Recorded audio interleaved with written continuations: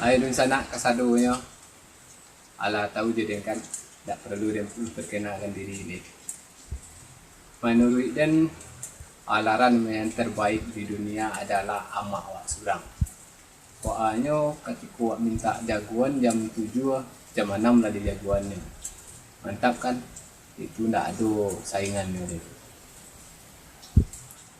Dan patang dan pernah mencibu pakai alarm jam beker.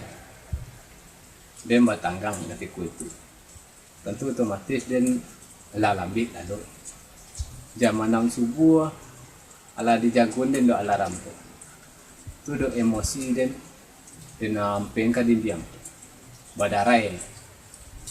Duit yo baru. Akhirnya jadi dia lalu. Dia punya adik dan badannya gadang. So gadang pula. Hobinya nak lang ekstrim malai. Taragak punya tato. Orang biasanya tato di lengan, tangan-tangan, di kaki, di lihi ya. Yang pajak tu di muncung. Nah kini dan serius. Adik dan dia warna punya tato di lengan tangannya. Biasanya orang buat tato gambar motif, gambar tengkorak, juga gambar bunga. Dan adik dia beda. Tatonya namanya surang. Tentu penasaran dan tanya. Ada nama orang surang yang buat di tato tu. Soalnya kalau besok dia mati, orang boleh tahu je nama dia dah. Parah adik dia. Cita-cita adik dan aneh. Dia warna aneh halai. Cita-citanya teragak jadi preman gadang. Ketika itu dia najak pergi merantau ke Jakarta. Nak namuh hanya dah. Soalnya takutnya dibunuh ada orang. Tapi yang preman tadi, preman gadang boleh. Badai takut yang kelas stres adik dia kau.